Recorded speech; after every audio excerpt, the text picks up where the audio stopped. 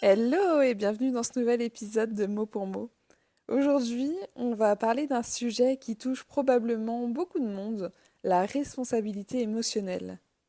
Si vous avez déjà eu l'impression que vous étiez responsable des émotions des autres, que ce soit la tristesse, la colère ou même la joie, cet épisode est fait pour vous. Vous savez, ces moments où quelqu'un vous dit « je suis en colère à cause de toi » ou « si je suis triste, c'est ta faute ». Et là, vous vous retrouvez à vous demander « mais est-ce que c'est vraiment mon problème ?» Et spoiler, non, ça ne l'est pas. Et c'est justement de ça qu'on va parler aujourd'hui. Vous n'êtes pas responsable des émotions des autres. On va explorer ensemble pourquoi c'est essentiel de poser des limites émotionnelles. Comment différencier empathie et responsabilité? Et surtout, comment éviter de vous sentir coupable chaque fois que quelqu'un autour de vous est contrarié? Alors commençons par un fait simple mais souvent oublié. Vous n'êtes pas responsable des émotions des autres. Et oui, je sais, c'est tentant de penser qu'on peut contrôler tout ce qui se passe autour de nous, y compris les ressentis de nos amis, de notre partenaire ou même de nos collègues. Mais non, même si on avait des super pouvoirs, la télépathie émotionnelle n'en ferait pas partie. En fait, la responsabilité émotionnelle, c'est vraiment l'idée que chacun est responsable de ses propres ressentis. Quand votre collègue Jean-Michel est frustré parce que vous avez fini la dernière part de gâteau au bureau, ce n'est pas vous qui avez causé sa colère. Enfin, vous l'avez peut-être un petit peu quand même déclenché, mais la vraie question, c'est pourquoi il se sent si dévasté par une histoire de gâteau. Ce n'est probablement pas le gâteau le problème. C'est un ensemble de croyances, d'attentes et peut-être d'un amour démesuré pour le sucre. Ce qu'on oublie souvent, c'est que nos émotions, elles sont influencées par des tonnes de facteurs internes. Et si quelqu'un se fâche ou se sent blessé, c'est souvent le reflet de son histoire personnelle, de ses insécurités ou des attentes qu'il avait. Et que bien sûr, vous n'avez pas lu dans sa tête. Prenons un autre exemple. Vous faites une blague sur les retards avec un ami, et soudain, cet ami va se mettre sur la défensive. Vous pensiez juste plaisanter, mais lui, il va repenser à toutes les fois où on lui a reproché d'être en retard. Et là, bam, il est vexé. Mais est-ce que c'est vraiment vous qui avez créé tout ça de A à Z? Eh ben non, c'est plus complexe que ça. On va dire que les émotions, c'est comme les cocktails. Vous pouvez mettre un peu de citron, mais si l'autre personne a déjà mis de la tequila, du sel et des souvenirs d'une soirée difficile, c'est son mélange, pas le vôtre. Enfin, assez rigolé avec nos cocktails, mais passons à une nuance cruciale, l'empathie versus la responsabilité émotionnelle. Et attention, ne confondons pas tout. Être empathique, c'est super, c'est ce qui permet d'avoir des relations humaines, de comprendre ce que les autres ressentent. Mais être responsable des émotions des autres, ça, c'est le grand piège. Imaginons un scénario. Vous avez un pote, Paul, qui vient de se faire larguer. Il est triste, il pleure, il se confie à vous. Vous, bon ami que vous êtes, vous l'écoutez attentivement.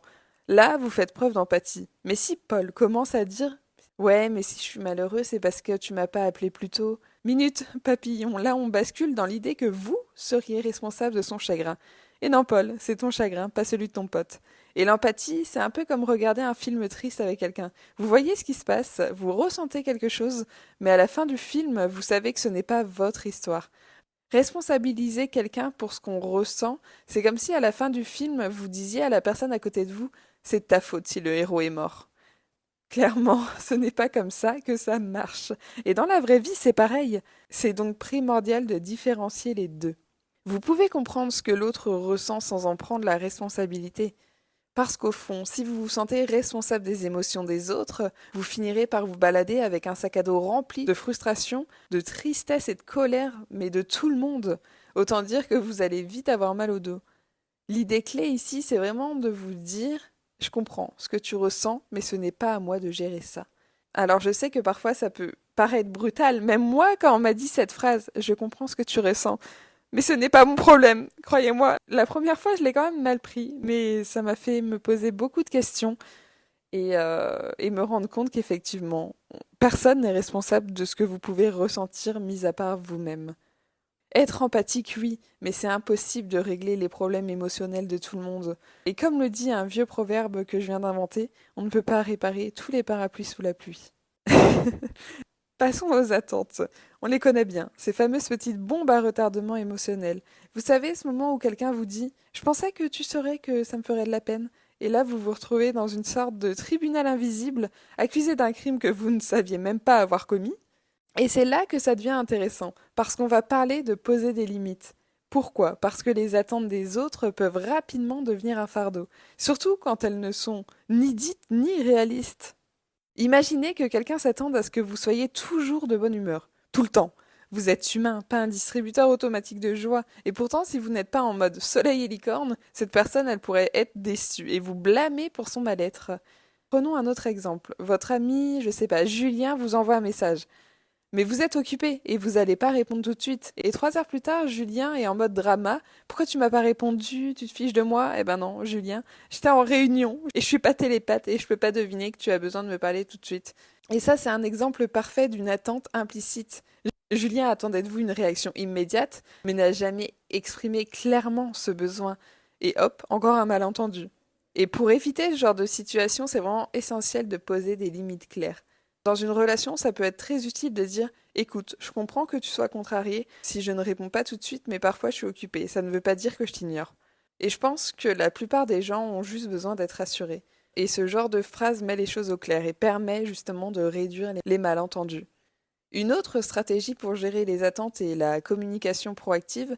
Si vous sentez que quelqu'un a des attentes irréalistes envers vous, par exemple qu'il s'attend à ce que vous soyez toujours disponible ou qu'il pense que c'est à vous de le rendre heureux, il est grand temps d'ouvrir le dialogue. Et c'est pas facile, je vous l'accorde, mais c'est nécessaire. Et répondre à cette personne une phrase du style j'aimerais qu'on parle de ce que tu attends de moi. Je veux être là pour toi, mais je ne peux pas toujours répondre à ces attentes, surtout si elles ne sont pas claires. Ça peut vraiment éviter bien des prises de tête et des émotions non dites. Vous n'êtes pas le centre de contrôle des émotions de vos proches. Vous pouvez être là pour eux, les écouter et les soutenir, mais à la fin de la journée, chacun doit prendre en charge sa propre météo intérieure. Et s'il pleut chez eux, vous pouvez juste leur prêter un parapluie, mais pas devenir le nuage qui les suit. Maintenant qu'on a bien posé les bases et appris à dire non aux attentes démesurées, parlons d'un petit démon intérieur qu'on connaît tous, la culpabilité.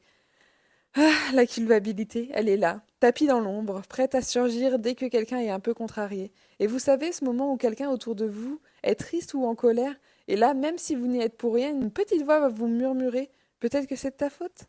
Et spoiler, ce n'est probablement pas du tout de votre faute. Prenons un autre exemple. Vous dites à votre ami que vous ne pouvez pas venir à sa soirée parce que vous avez déjà un autre engagement, et là, cet ami a l'air déçu.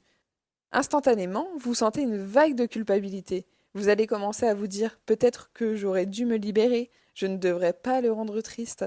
Et voilà, en moins de 2 secondes, vous êtes passé de je suis occupé à je suis une horrible personne. Mais attendez, on fait une pause ici. Ce que ressent votre ami est légitime. Mais ça ne veut pas dire que vous êtes responsable de son sentiment. Vous avez le droit d'avoir des limites, des priorités, et ça n'enlève rien à l'amitié. La culpabilité, c'est souvent une mauvaise interprétation de la responsabilité émotionnelle. On confond comprendre les émotions de l'autre avec devoir les réparer. Mais si vous commencez à prendre en charge les émotions des autres, vous allez finir par porter un sac à dos rempli de sentiments qui ne sont même pas les vôtres. Et croyez-moi, ce sac va être énormément lourd à porter.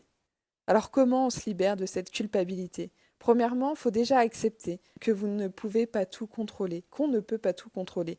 Les autres ont des réactions qui dépendent de leur vécu, de leurs croyances et parfois de ce qu'ils ont mangé au petit déjeuner. Mais ce n'est pas à vous de gérer ça, comme ce n'est pas aux autres de gérer nos émotions, nos ressentis. Deuxièmement, pratiquez l'autoréflexion. Quand vous sentez la culpabilité monter, posez-vous une question simple. Ai-je vraiment fait quelque chose de mal? Si la réponse est non, respirez, puis relâchez. Ensuite, utilisez des techniques comme la journalisation ou la méditation. Écrire ce que vous ressentez, ça peut vraiment aider à mettre en perspective vos émotions et celles des autres.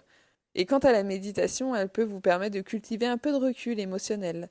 Parce que non, ce n'est pas égoïste de prendre soin de vous et de vous protéger des émotions des autres. Savoir dire non et poser des limites ne fait pas de vous une mauvaise personne. Imaginez que chaque émotion des autres soit une balle de ping-pong qu'ils vous envoient. Vous pouvez choisir d'en attraper quelques-unes, mais si vous essayez de toutes les prendre, vous allez finir submergé.